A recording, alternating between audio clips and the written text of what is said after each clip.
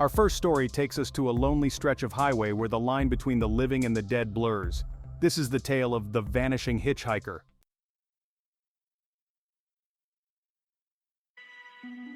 It was a stormy night when Jake, a long-haul truck driver, spotted a lone figure on the side of the road. The rain was coming down in torrents, making visibility poor and the roads treacherous. A young woman, drenched and shivering, pleaded for a ride.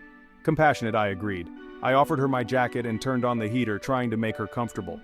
As they drove through the relentless storm, she spoke very little, but her eyes told a story of deep sorrow. Her clothes were soaked, and her hair clung to her face, masking the sadness in her eyes. I tried to engage her in conversation, asking where she was headed, but she responded only with an address on the outskirts of town, her voice barely a whisper. She kept glancing out the window as if expecting something, or someone. The drive was eerie, the rain pounding against the windshield, and the wipers struggling to keep up. Jake felt a growing unease but pushed it aside, focusing on getting her to her destination. The headlights cast long shadows on the wet pavement, creating an almost otherworldly atmosphere. Every so often I glanced at her, noticing her distant gaze and the occasional tear rolling down her cheek.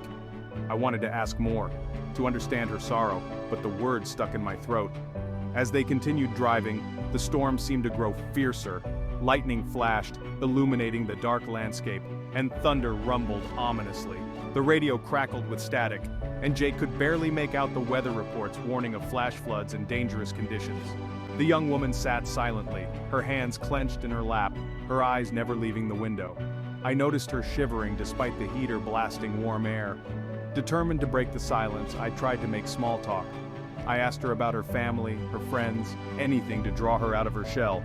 She gave brief, almost mechanical answers, her voice devoid of emotion. It was as if she were speaking from a place far removed from the present moment. The only time she showed any reaction was when he asked about the address she had given him. Jake.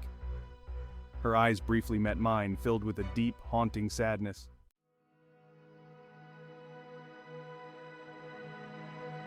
As they neared her destination, a chilling realization struck. She had disappeared, leaving only a wet seat and a lingering chill. The air inside the cab turned frigid, and Jake felt an overwhelming sense of dread. Jake panicked. I stopped the truck and looked around, but there was no sign of her. I called out into the storm, but the only response was the howling wind and the relentless rain. I checked the mirrors, the back of the truck, and even got out, my flashlight cutting through the darkness, but she was gone without a trace.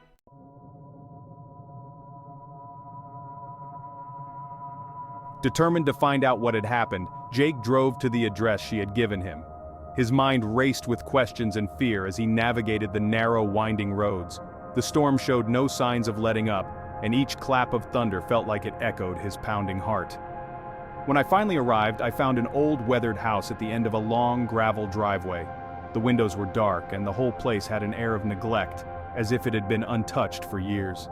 I hesitated for a moment, gathering my courage before walking up to the front door and knocking. After what felt like an eternity, an elderly woman answered the door, her face lined with age and sorrow. She listened to his story with a knowing sadness in her eyes, nodding slowly as if she had heard it all before. The house's interior, lit dimly by a single lamp, revealed pictures of a younger woman, the same woman you picked up, smiling happily in brighter days. The young woman you described was my daughter, who died in a car accident on that very stretch of road many years ago. Her voice trembled as she recounted the tragic night. Her daughter had been driving home from a friend's house when she lost control on the slippery roads. The car had skidded off the road, crashing into a tree. By the time help arrived, it was too late. My daughter had been alone, scared, and seeking help in her final moments. Jake felt a cold shiver run down his spine as the realization hit him. He had encountered the ghost of a tragic past, reliving her final moments, forever seeking a ride home. Many drivers have reported the same encounter over the years, always on stormy nights, always with the same plea for help. Each time, I hope it will bring her peace.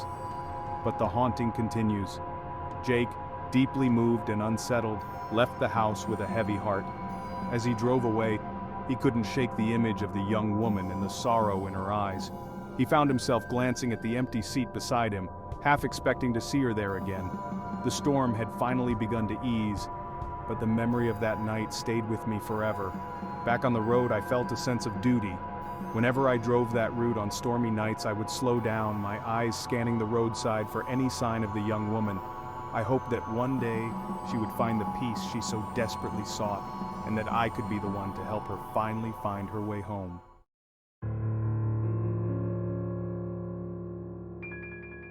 Despite his hopes, the hauntings continued. I began to hear stories from other truckers who had encountered Emily's ghost. Some reported seeing her standing by the roadside, her eyes pleading for help. Others spoke of feeling an inexplicable chill in their cabs, or hearing her voice, whispering softly in the darkness. Each story added to the legend, and my determination to help her grew stronger.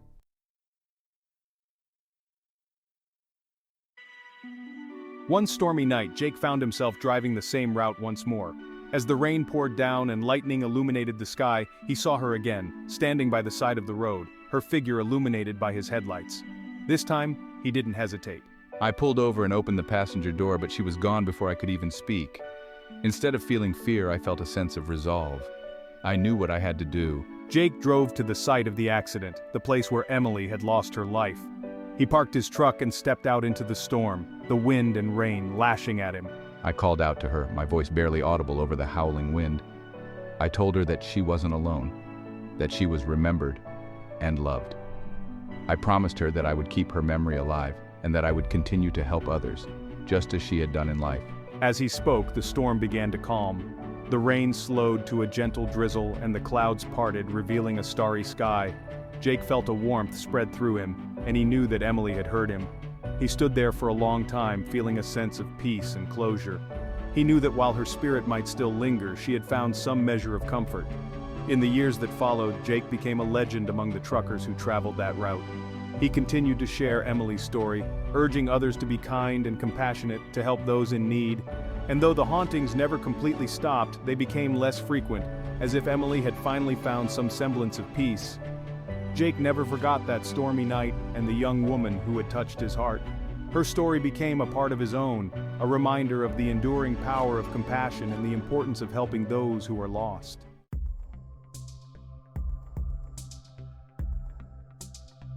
Our next story unfolds within the walls of a centuries-old inn. Welcome to The Haunting of Room 104.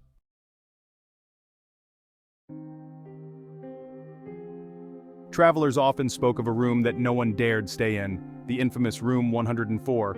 The innkeeper would always offer a different room, but some guests, driven by curiosity or disbelief, insisted on staying there. It was a quaint, historical inn, nestled in the heart of a picturesque town.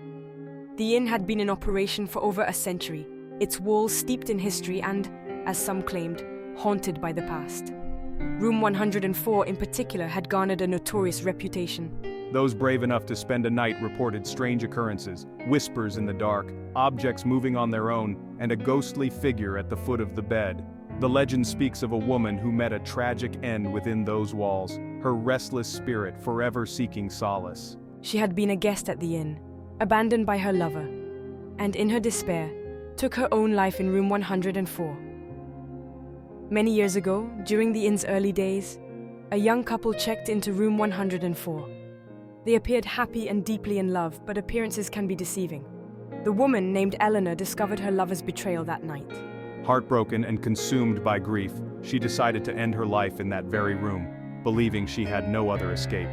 Her tragic story left an indelible mark, and since then, her spirit has been trapped in a loop of endless sorrow. Guests who stayed in Room 104 often felt a heavy presence, a sense of being watched.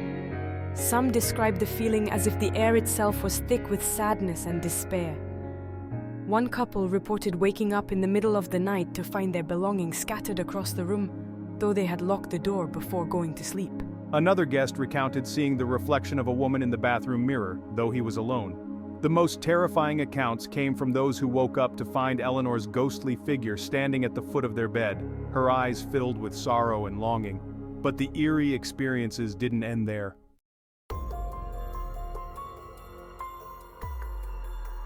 One family, determined to uncover the mystery, brought with them various paranormal detection devices. As they set up their equipment, they felt a sudden drop in temperature and saw their breath condense in the cold air. The digital thermometer showed a rapid decline from a comfortable 22 degrees Celsius to a bone-chilling 10 degrees Celsius. They also noticed electromagnetic fluctuations on their EMF meter, suggesting the presence of something supernatural.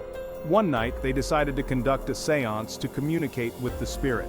They formed a circle, holding hands, and called out to Eleanor, asking her to reveal her story. As the candles flickered, they heard faint sobs and the sound of footsteps approaching them.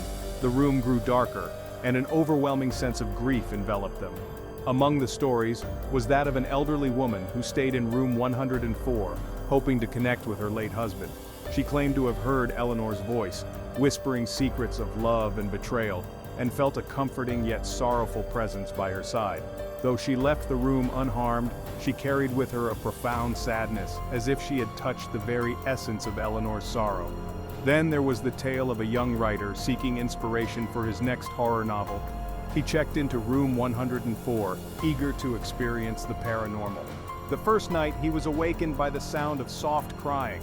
As he explored the room, he found nothing out of the ordinary. Determined, he spent the next few nights documenting every sound and movement. On the fourth night, he awoke to find his notes scattered and the words, "Help me," scribbled repeatedly in his handwriting. He swore he hadn't written it and felt an icy hand touch his shoulder, sending him fleeing from the room in terror.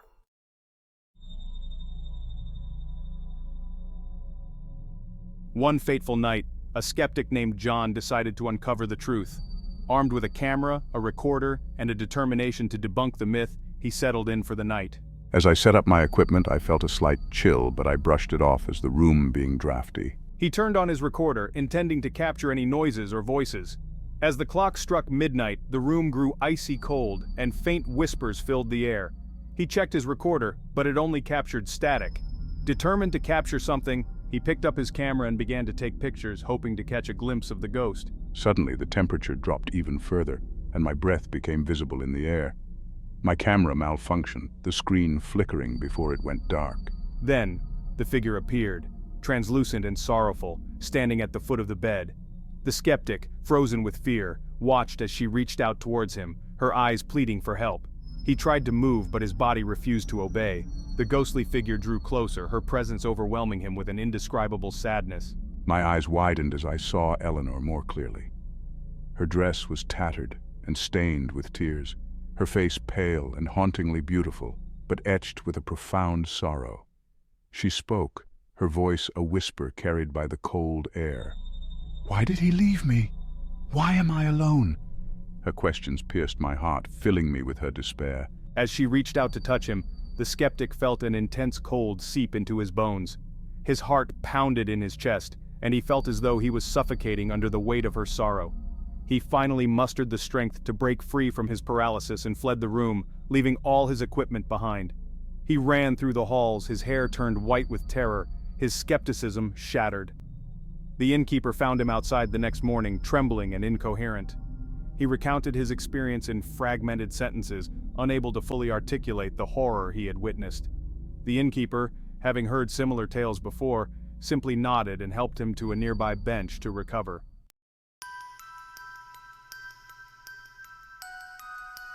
One day, a renowned paranormal researcher named Dr. Emily Williams arrived at the inn.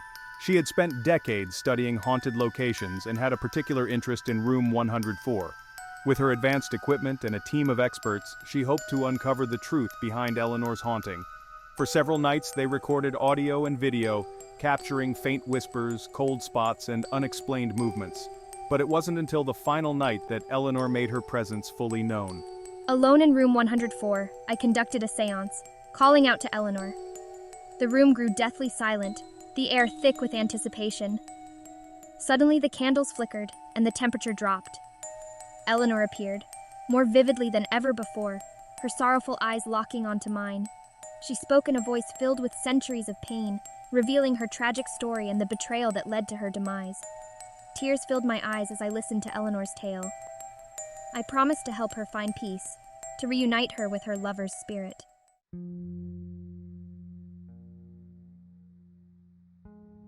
That night, they conducted a final ritual, seeking to release Eleanor from her eternal sorrow. As they finished, a warmth filled the room, and Eleanor's figure began to fade. With a final grateful look, she disappeared, leaving room 104 in a profound silence. The innkeeper reported that from that night on, room 104 was no longer haunted. Guests stayed without incident, the air light and free of sorrow. Dr. Williams published her findings, sharing Eleanor's story with the world. The inn, though now free of its ghostly inhabitant, remained a place of historical significance, its walls bearing witness to a story of love, betrayal, and redemption. The secrets of room 104 remain a poignant reminder of the past, a tale that continues to captivate those who hear it. While Eleanor may have found peace, her story lives on, a testament to the enduring power of love and the human spirit.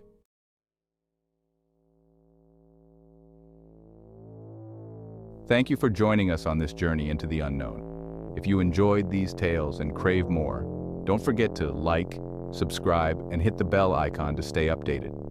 Leave a comment with your thoughts or any stories you'd like to hear next. Until next time, remember, when night falls and shadows grow, the mysteries of the dark come to life.